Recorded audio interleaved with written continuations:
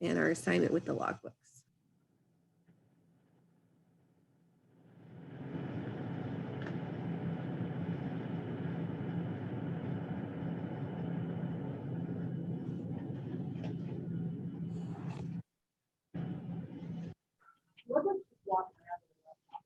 Okay.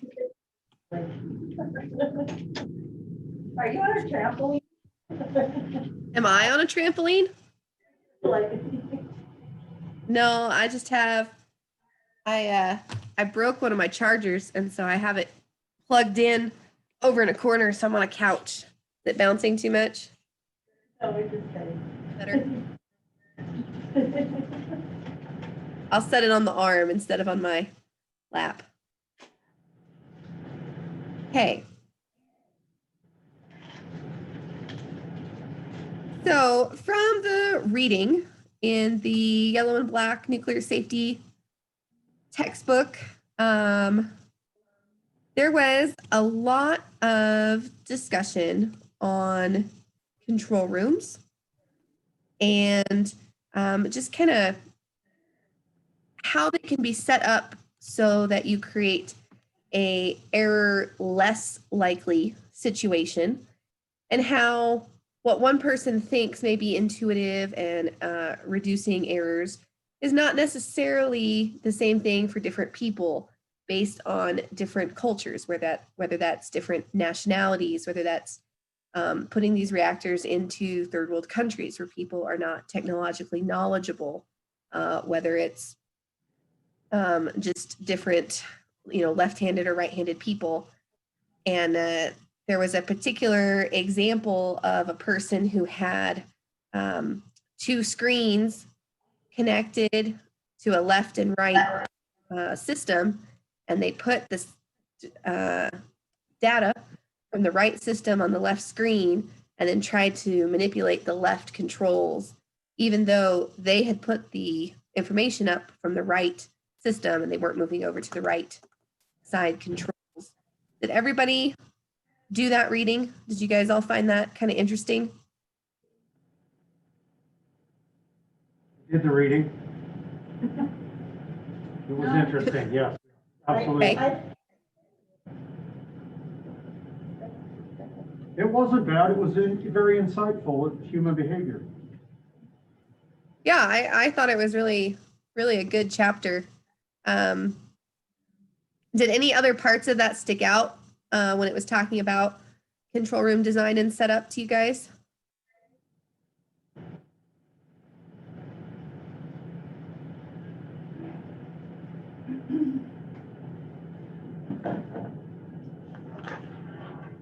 Mackenzie? Yes. One thing that I was thinking about when reading this was kind of how, at least at ATR, whenever you go into the control room, you can just tell that everything was designed a very long time ago. And, they really weren't considering how people culturally would be responding to systems. They would just kind of design it for how it would work. And that was that. And so I don't know, that was one thing that kind of jumped out at me is that now that's actually consideration for control room design, and it makes a lot of sense. Yeah, it's a really big field right now. Vince and I are actually trying to get a CPI position for an ESET student with the group at INL that studies control room design.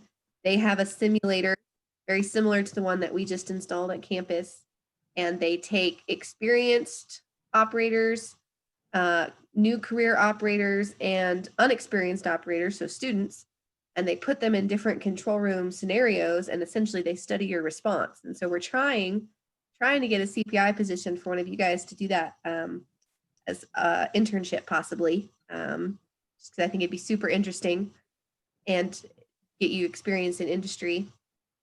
But yeah, it used to be engineers were just like, okay, here's the dial, here's the controller, here's the switch, go, however we want to arrange it. And now it's a very detailed technical field, this concept of ecological control rooms that have a natural setup that's intuitive for people to operate with. It's a really big deal. And, you know, I have mentioned this before in class, just being a woman and shorter than those control systems were designed for people to interact with initially, because women weren't in industry really when ATR was built. There's some real physical difficulties that sometimes you have to overcome when they're expecting to build for the average male height, which, you know, could be a foot taller than me. So not only do we see some of the ergonomics like that, but the book talked a little bit more about these error likely or interaction scenarios where which way you turn a dial, is that turning our signal up or down? So to kind of explore that, I had been initially planning to do some things with having you guys help set up our control room for our simulator and make some of these decisions, but we're having to move the servers so that it's not so hot there. So as an alternative, I have this control room concepts assignment that I just put on Moodle. And so I've got some pictures in here, just some stock pictures of reactor control rooms from several different facilities. And so I just want you guys to pick one of them. You don't have to look at all of them, but just pick one of them and examine it for some of the issues that you can see with human interfaces. You know, just a couple generic ones. These panels are identical. Do they show the exact same information or not? I don't know, but if they showed different information, which I think would be likely, it would be very easy to get confused on which one you are looking at. And even in this picture, the labels, they exist, so you know which system you're looking at, but they're very small. It can be very hard to read that, right? So just some critique like that. And if you see things that are good, like right here, these red switches are all behind a cover. So before you can activate whatever this is, you have to remove that cover to depress the red button. So there's a natural stop and think, is this really what I want to do, that's built into how this is designed. I would say that's a good control room structure. So just take a look at a couple of, at one of these and write about a paragraph with just a couple issues that you see that if you were a new operator walking into this control room might cause you to not feel like it's an intuitive system to get to know. And I wanted to point out on this one, we talked about in our drawings class, the pictorial diagrams. Well, here's an example of some of that type of drawing right on the control console. And so here's a little valve and an indicator for it. Here's a connector that goes to a tank and our tank level indicators. And so just little drawings. These are different pumps, right? Recognize the symbol from our PNIDs for pumps. And then here's various information about them. So I really like that personally.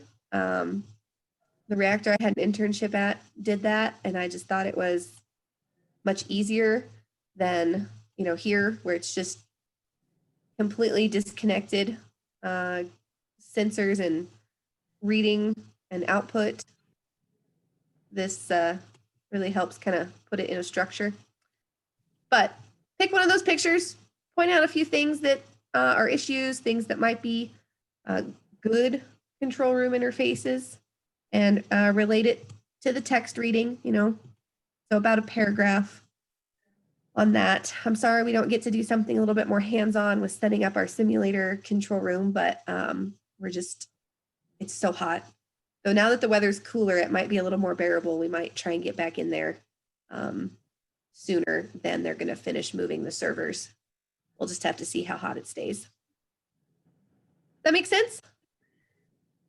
Yeah. Okay. All right. Well, let's talk about conduct of ops with log keeping and round sheets.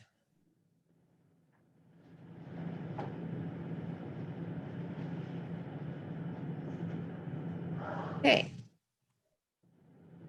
So we're going to talk about what logs and round sheets are. We're going to talk about correct log entries and how to use round sheets. We're going to talk about some common mistakes, and then we're going to talk about some best practices to ensure that our formality in our record keeping is appropriate. Logs and round sheets do form a legal record that you may be asked to provide to higher ups in the company, regulators, government officials, accident investigation boards. And so it's very important that we have correct conduct of operations when it comes to generating these records, and that we're also ensuring we're putting in sufficient information that they're useful records for those accident investigation boards or those regulators and ourselves as well as operators and for the company that operates the reactor, so we can have lessons learned and a record of data or parameters for systems, for example, for engineers to make meaningful trend analysis from. So there's lots of uses for these. We want to make sure we do them right. Logs are part of the overall program for controlling equipment and system status. Both logs and round sheet provide information concerning the condition and status of equipment. And like we discussed, both are legal records. Round sheets will typically only record data that you're sent to collect from instruments. So a round sheet is essentially a tool that says, I need to verify this reading this often. So I'm going to go and physically write it on this sheet at this interval. And that's my record that the system instrument is reading what it should when it should. Okay. Create an understandable account of the changes in status of equipment. Information obtained from sources that are in addition to instruments. So the round sheet's going to be the instruments, but if there's additional sources of information, such as the operator walking through the facility and noting abnormal vibration or sounds, that would be added to a log, because there's not a round sheet for the instrument that is the operator's ears and eyes, right? It's also explanations for unusual data readings. If you are doing X thing in one part of the plant, it's entirely possible that that might cause a reaction in Y part of the plant. And so if you correctly logged what you did in X part, then you understand the unusual reading that happened in Y part. Does that make sense?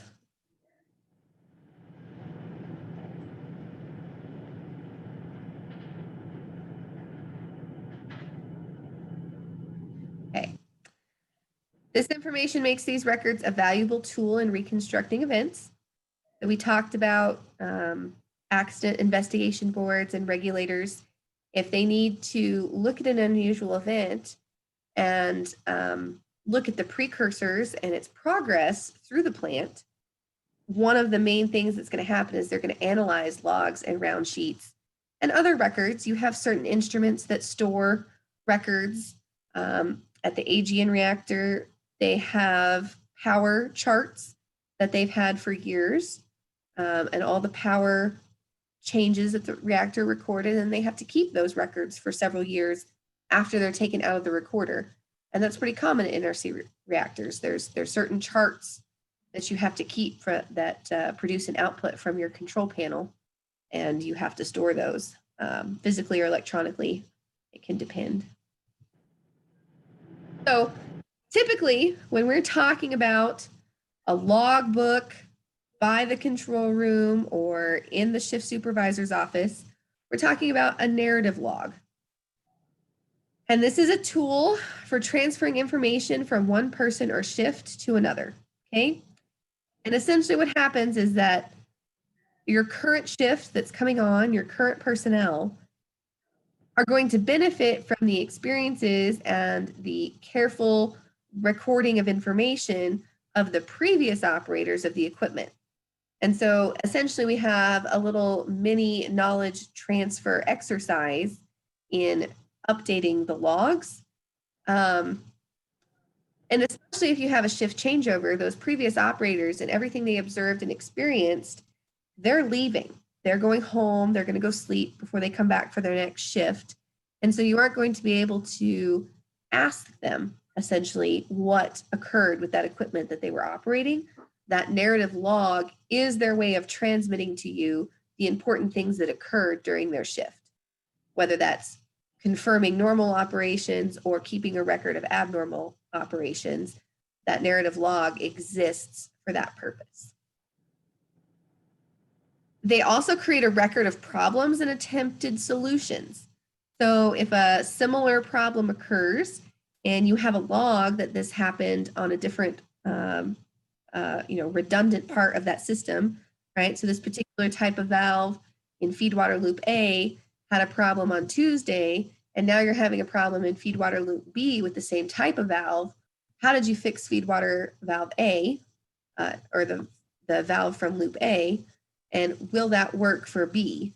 And so you're able to circumvent some unnecessary repeat of troubleshooting and solutions when you have something that you recorded as worked. Oops. This can also help you avoid situations that cause problems in the past. And so if you know that certain issues occur during certain conditions, you can simply avoid operating in those conditions. They also help engineers track performance of components or processes. This is an important part of the system engineering program. And we're going to talk in depth about system control and system engineering in a few weeks. But essentially, there is a government mandated process by which engineers have to maintain and verify the function of the systems that they're assigned to. And one of the things that those engineers rely on to meet that legal requirement is the information in logs and round sheets that comes from system performance. And so essentially that record that you as the operators are making when you do your rounds, when you're operating the equipment and creating logs, is a very necessary part of how engineers prove that systems can do their safety function when required.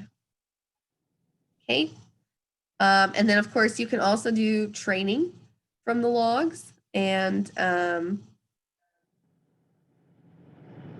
basically any other specific information concerning operations that might need to come up for a report or performance review, something like that, you can also pull out of logs. Okay. Shift or process operator positions should keep a log and or complete round sheets. Okay. There's a requirement the NRC has, and DOE echoes this as well. Facility operators should not define key position narrowly to avoid keeping logs, and the facility log keeping guidelines should specify the positions required to maintain logs. So essentially, in your position description documents, which is something that facilities will be required to have per DOE regulations, they're going to say, here's our key positions, our control room operator supervisor, and this process facility operator, and so on and so forth, and they'll name them. Those people who are called out as key positions, essentially, one of the responsibilities for being in a key position is that you're going to complete logs and or round sheets as part of performing that position. Typically, daily or shiftly supervisors, control room or control area operators, operators of remote or isolated equipment, operators who start, stop, or adjust process equipment, and other operators who are performing very specific actions and the log entries would be needed for event reconstruction are all going to be required to keep a log. So it's not usually your personal log. It might be the shift supervisor's log. And when that shift supervisor comes in for day shift, he or she is going to keep that log. And then when the shift supervisor for night shift comes in, they use the exact same logbook, but now they're the one writing the entries. And so we have a few of these logbooks that I got that are in our control room simulator. and they will be used for people who are role-playing different positions of reactor operator, senior reactor operator, and shift supervisor. Since these are legal documents, they should meet high standards for accuracy and consistency. And since different people can fill the same key position, right? There's a shift supervisor for day shift and a different person who's the shift supervisor for night shift. They need to be making sure that they're recording things in the same way so that later when an accident investigation board or regulator comes and looks through that log, they don't have to completely change how they're interpreting that information based on which person was keeping the log, right? That information needs to be consistent across all of the log keepers.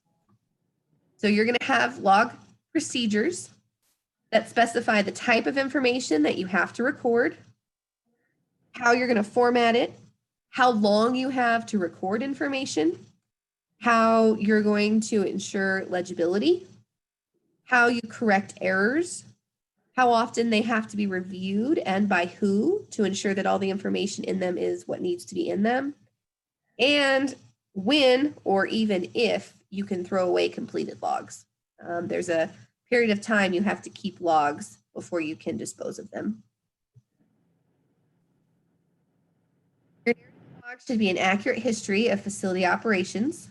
There may be a narrative section on a round sheet, but typically narrative logs go in a log book and round sheets are specific forms that you fill out and then put in a binder. Sometimes facilities have specific equipment logs. And so very commonly your emergency generator will have a log that provides its equipment history, and it will have dates and times for tests and last startup and various maintenance and operations parameters. Sometimes there are additional logs for specific processes. Wastewater treatment, there's a log that you have to keep for the EPA of certain tests that you run, and certain other processes will require similar additional supplemental logs. Log entries don't need to duplicate information recorded in other places. So if you're getting instrument readings in your log sheet, you don't have to duplicate them in the log. However, you also want to be broad enough that any information of operational interest is recorded in at least one place, in at least one facility log or round sheet. And while there is definitely too much information that can go into a log, if you are unsure, especially as you're early in your career, and you're not sure whether or not that information should be logged, it's usually better to go ahead and record it. And when that logbook goes through a periodic review, you can let some supervisor or senior operator let you know, hey, I saw you put these things in. We don't really need that type of information in the log. So it's always better to put too much information in than too little. Okay, as part of shift turnover, one of the things that should occur is that oncoming personnel should review the log entries since their last shift in order to familiarize themselves with recent changes in the status of equipment and the current processes or activities in motion. So rather than depending upon the person that's doing a turnover to you to ensure that they filled you in with everything, one of the things you should do is fill yourself in by reviewing the log entries, and then you can go to get clarification and any special emphasis from your face-to-face turnover from the person you're replacing. So read the logbook first, understand what's happening, then you have someone who can fill you in on the details and that you can ask questions to when you do your turnover. Supervisors are going to review logs every shift, both to ensure that the entries are accurate and adequate, and also so that they can get additional perspective on the operation. A supervisor typically does not see all the information in the same way that an operator does not see all the information. But you see different parts of the information, whether that's because you were physically in the plant and the supervisor was in the control room, or because while you were at the controls and paying attention to your system, the supervisor was having to get or receive a brief. You're going to have slightly different perspectives. And so ensuring that the supervisor has all of the pertinent knowledge coming from the system experts, the operators, is extremely important to them providing correct supervision for an operational period. Okay, so now we're going to go through the categories of information that pretty much always need to go in narrative logs. Okay, facility or equipment status. Identify the specific procedure or portion of a procedure that is used to change facility or equipment status. Timestamp the initiation of that equipment change. And when you complete the required surveillance or operational testing that allows you to either return the equipment to its original condition or leave it in that temporary change status. Status for safety related equipment should also be recorded. And so sometimes you have something like shielding that is required to be in place that is a huge 3-foot thick, several ton section of concrete wall. It's never going to move. It's stationary, right? But you still have to verify that it's present before certain tasks can be done. And so even though you look at it and you say, okay, yep, the wall has not grown feet and walked away, you do have to provide verification, because that shielding, if it's to create a reduction in dose so that you're actually able to work in this area, that's a life safety issue. And you have to say, yes, I verified that this wall, even though it's a passive safety system and it's not going to go anywhere, I did that verification. So even though that doesn't seem super useful, it's a required safety related piece of equipment. And so you do have to put status verifications in your logs. Abnormal configurations, such as when you make system changes to support maintenance or testing, or if their abnormal configuration is in response to an emergency condition, you will log when the equipment is placed in that abnormal configuration and the cause, whether that's maintenance, testing, or emergencies, who authorized that, how long it's expected to be there, and any special precautions such as compensatory measures that are required in order to leave that facility in that abnormal configuration. We haven't talked very much about technical safety requirements, but this is documentation that is required, and it sets the minimum competencies that systems have to meet, their minimum requirements. And so anytime you enter and exit a condition that is a TSR, you have to justify restricted operations and an entry to that effect, essentially justifying the restricted operations should be made in the log. And then you record the elapsed time under the TSR restriction and when you return to normal. We're also going to talk about ORPS later in the semester, but essentially that is the system for transmitting reportable events. And so this is anytime you have an incident that DOE or NRC says, you can't keep this to yourself, you have to inform us that this occurred, because we have to check that you took the correct actions. It's a big enough deal that you needed to get some oversight. Anytime that kind of event occurs, you're going to report it in the log. You should identify who is notified. Your facility is going to have procedures when events that meet reportable thresholds occur, and there will be certain people that you have to notify when you enter that kind of condition, the time you notify them, and then any immediate actions that you as an operator take to correct the event or condition.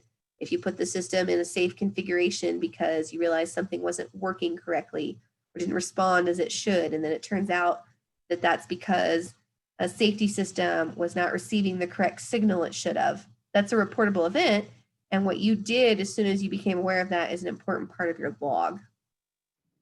We're going to talk about this order later in the semester, but that's the list of events and conditions that are reportable. So just so you know, there's a list. NRC has similar regulations, but they're a little bit more expansive.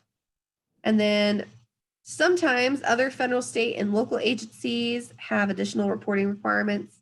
And so just because something occurs that doesn't affect the nuclear part of the plant doesn't necessarily mean it's not reportable.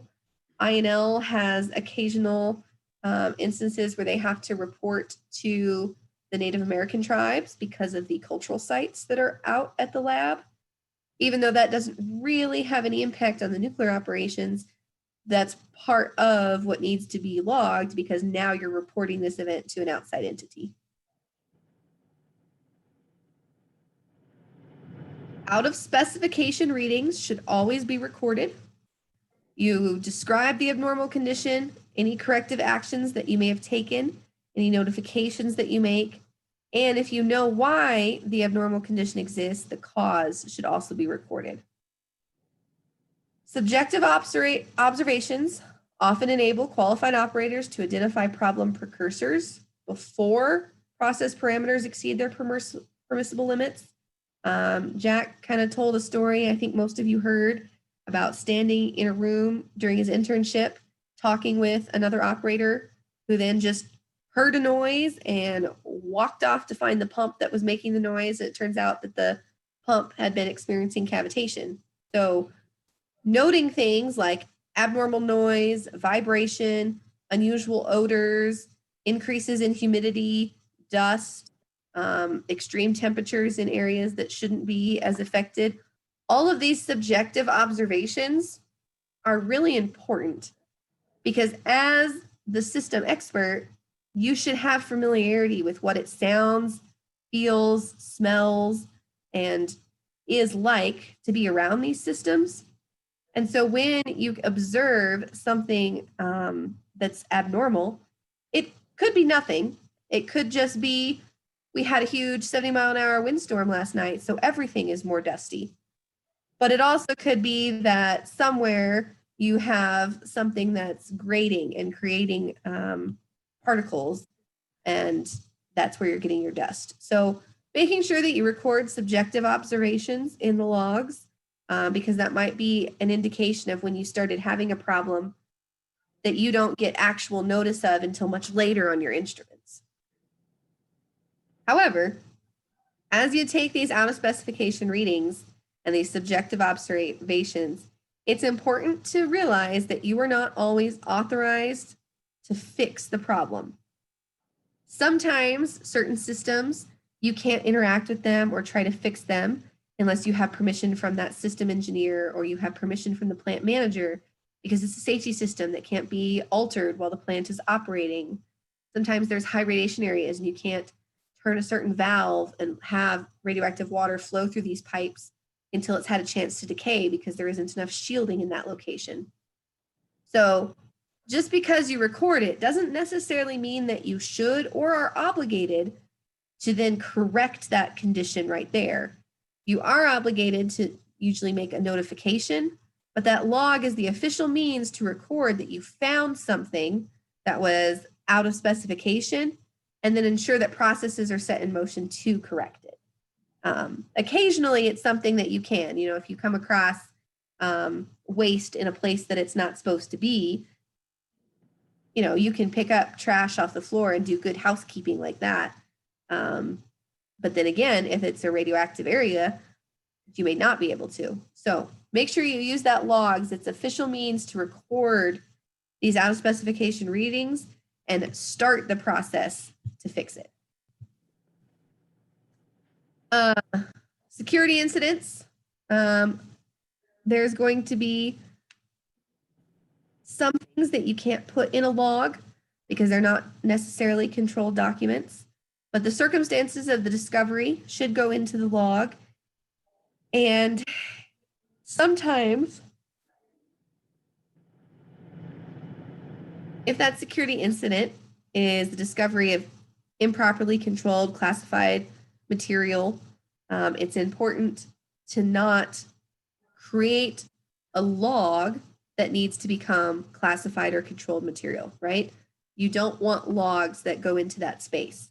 So just the circumstances of discovery, but sometimes with security incidents, we have to be a little bit more vague, and you'll get specific training on that at whatever facility you end up working at. Okay. And then shift and personnel relief. It should be recorded in your log who's doing a job, who's working in a control room, who switches off and is relieved. Typically, everyone signs into some sort of system at a shift turnover, but you can do this at other times. And you should always put the person's name and the time the person accepts that responsibility. So it's a record of when responsibility shifts from different personnel. Okay. You're recorded promptly in the log to ensure accuracy and completeness. But log keeping does not take precedence over controlling or monitoring the facility. When we did our little simulated control room exercise in Vince's office, quite a few of the control room operators commented that it was difficult to take in information from one person while continuing to take readings from the reactor console. And so in the same way, you shouldn't be so concerned about writing in your logbook that you don't continue to control and monitor the facility. That is your first priority.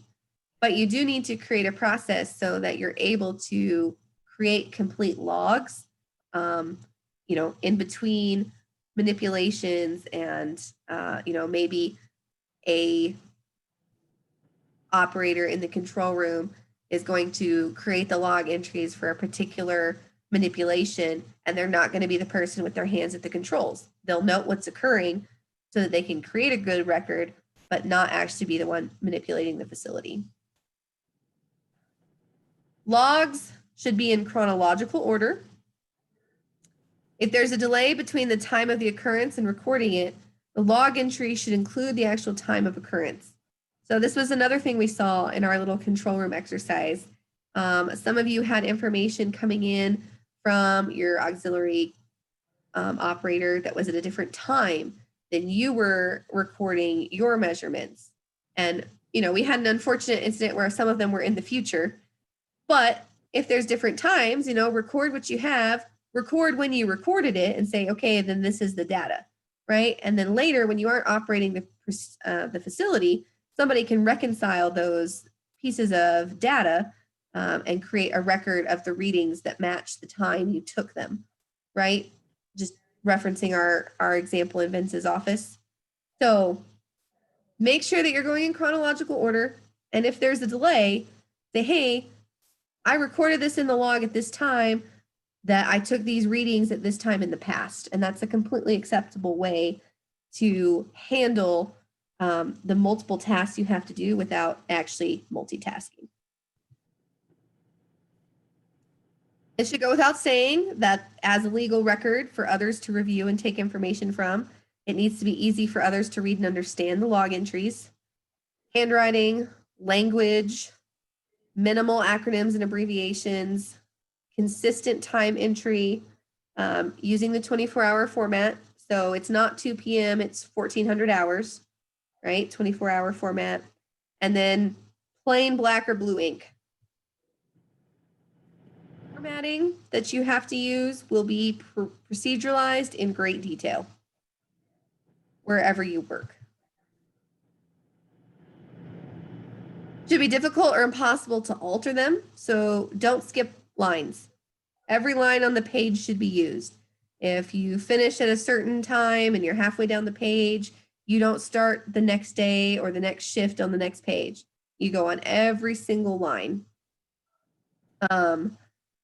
Sometimes there's a procedure for marking them in a manner to designate them as not used. If for some reason you do need to switch to another page, you put a line through them and you date and initial it, but essentially lines should not be skipped. Unruled spaces, like the margins, are not used for log entries.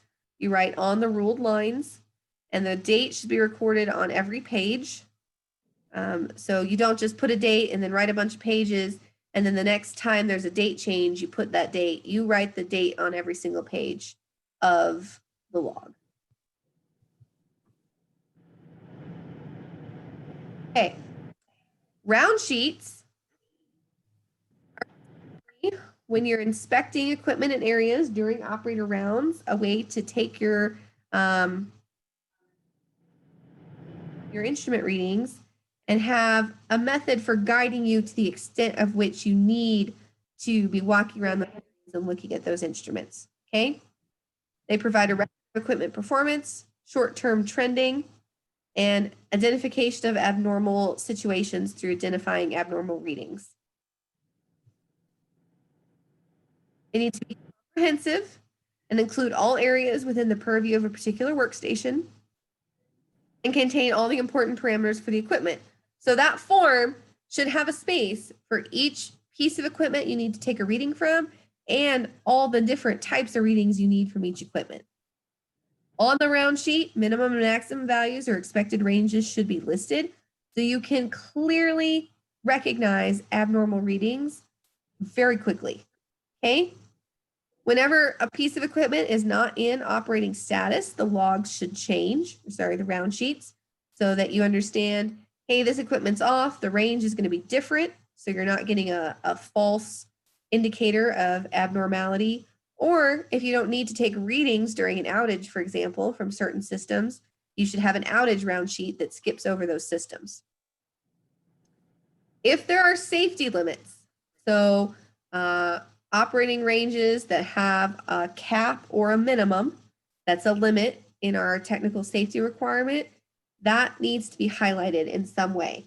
So not only is it out of range, but this might be a TSR violation. That's a more significant issue, and it needs to be quickly and easily identified on the round sheets.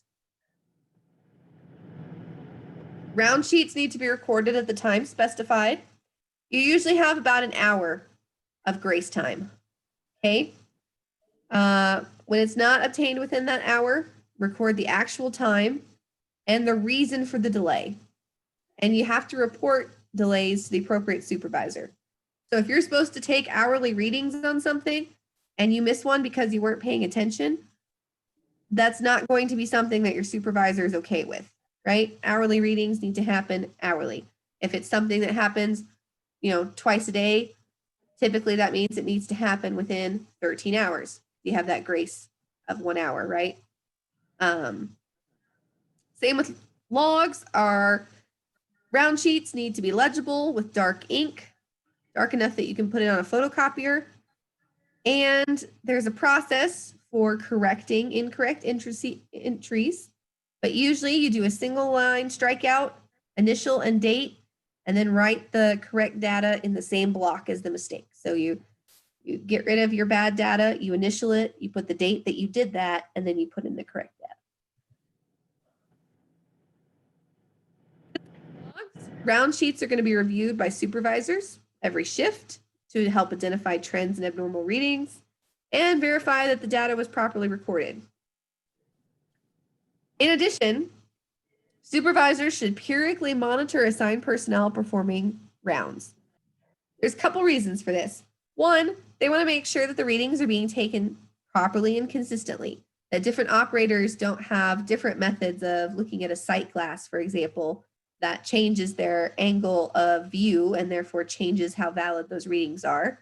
They want to ensure that there's operator aids that make all the operators use that equipment the same way, therefore give them the same data that's accurate and precise. But also so that supervisors can understand where that data is coming from. They're not always the people who are in the plants. And so when they go through the plants with an operator, they're going to understand, hey, this data comes from actually looking at this instrument that is sensitive to these kind of changes. And this might be why there's an abnormal reading because it is very sensitive to vibration. And if we've just had heavy equipment drive over the top of our basement location, it's entirely possible that we'll end up with an abnormal reading that's not realistic, right? And then it's also so that supervisors can ensure that operators are able to get into the areas they need to in the facility, and that there's not supervisor level direction that needs to incur so that access points are maintained, right? So supervisors will follow you around to check how you're doing, but they're also trying to make sure that they understand the system as best they can and that you have what you need to get the information from the system that they require. So don't always view it as, maybe you did something wrong and now the supervisor needs to watch you. That's not the normal reason that they go with you to monitor rounds. It might be like that can happen. Hey, I need to remediate how you're doing this, but typically it's for these other reasons we've listed. Okay, common mistakes. Handwriting is the biggest one. If I have to come and find you as a regulator because I can't read what you put in the logs, I'm not going to be pleased. I did not have to do this during most of my career, but every now and then you just get a log sheet or a round sheet that you had no idea what they had been trying to convey. And it's usually when something emergent is going on and they're trying to fulfill the obligation to put information in the log. So they wrote very quickly, and I have no idea what it says. So make sure other people could read it. Don't write in the margins or skip lines. And make sure that you're taking notes frequently enough and that they're complete information. Best practices. This is a list of things that comes from INL's ConOps procedures, essentially to ensure that they're training their operators to take the best logs they can. Nobody used it here to the standard format provided at each facility. Review what's required to be included in a log before your shift so that you're fresh. This is especially good if you're new as an operator, new to keeping logs early in your career. Review what you need to be logging. How much information. You'll learn this with experience and you won't have to review that before every shift your whole career. But as you start, that's a really good tip. Acknowledge and correct mistakes. The biggest thing is that there's going to be a tendency to let them slide or just hide them, move on and not think they're a big deal. Acknowledge them, put your line through them, fix them, correct them, then move on. Any questions on log keeping or round sheets? I have a question. Yes. Lindsay. So would you recommend keeping a personal log also for your own purposes for work? So it's a great idea to have what I essentially call my scribble log. And when I'm in those emergent abnormal situations and I'm just taking notes really, really quickly, and I know they're not formatted right, and I know that they're not legible, I'm at least getting that narration down and time-stamped, right? Then I can go back to a logbook and correctly say, hey, at this time, I'm going to transfer my notes about the last, 30 minutes of events into the logbook. This is what I recorded. And I think that's extremely helpful. The only issue that you can run into is that sometimes when you create essentially an extracurricular log like that, your company is almost certainly not going to want that leaving the premises because it might have some protected information in it or sensitive information. And so you're kind of on this fine line between having created a record and just having created an aid for your personal use. I always dealt with that by just keeping those scribble logs in my office. And so if you have a locker or a desk where you work that's yours, that's a great thing to keep there and not take with you when you go home. But in general, yes, I would recommend those, just making sure you're paying attention to issues with potentially having that information that might be sensitive to the company leaving the work site.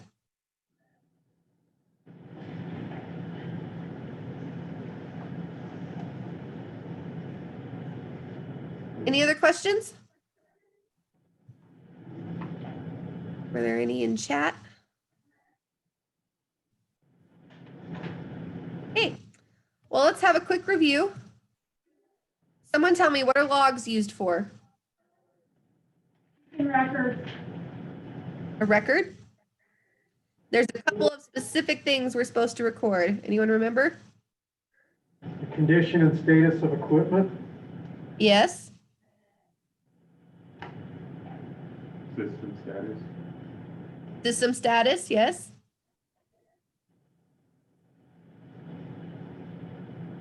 Anything unusual? And unusual or abnormal conditions. Should round sheets be completed?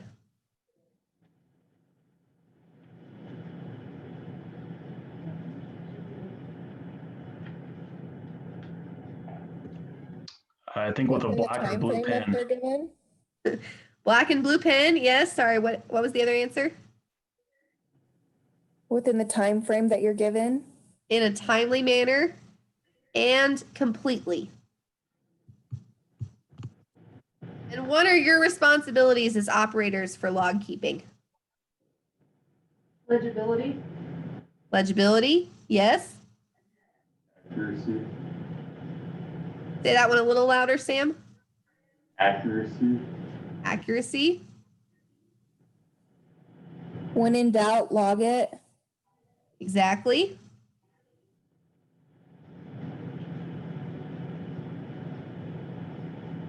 record the time accurately, Record time accurately, yep.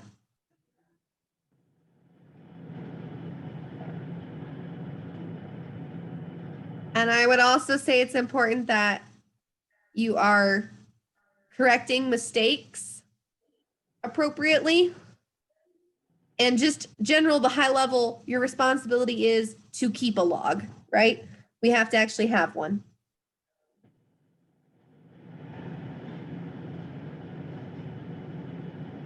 So, oh, yep, and then Amber, read them before shifts. That is correct, as part of the shift turnover. So next week, on Monday, I'm hoping that I can be back on campus. Monday would be the earliest day. I might have to have Christy do this activity with you guys. But essentially, what I want to do is a log keeping exercise while we're at the simulator. And then I think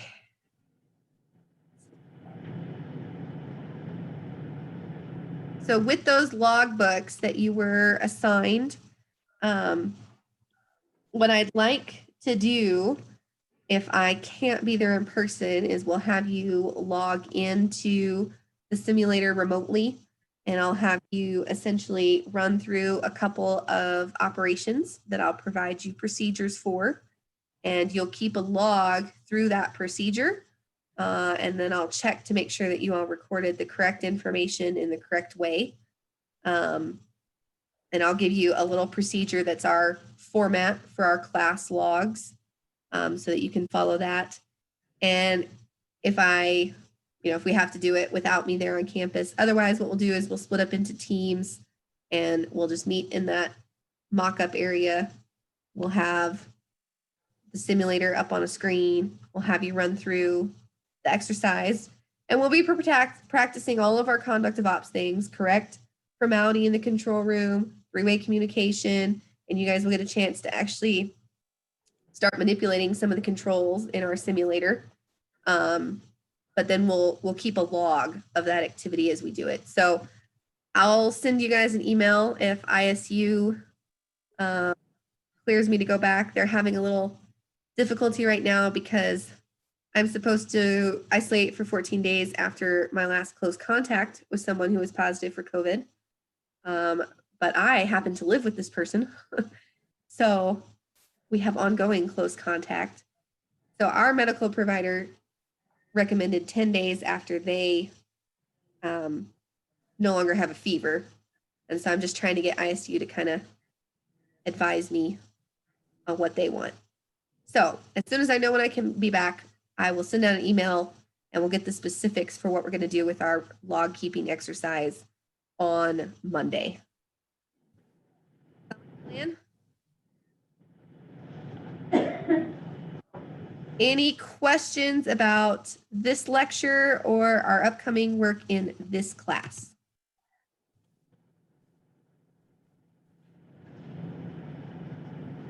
Okay.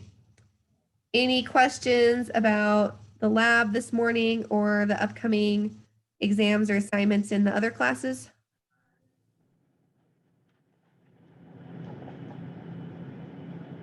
Nope. Hey. All right, guys, then we are done for the day. I will see you tomorrow.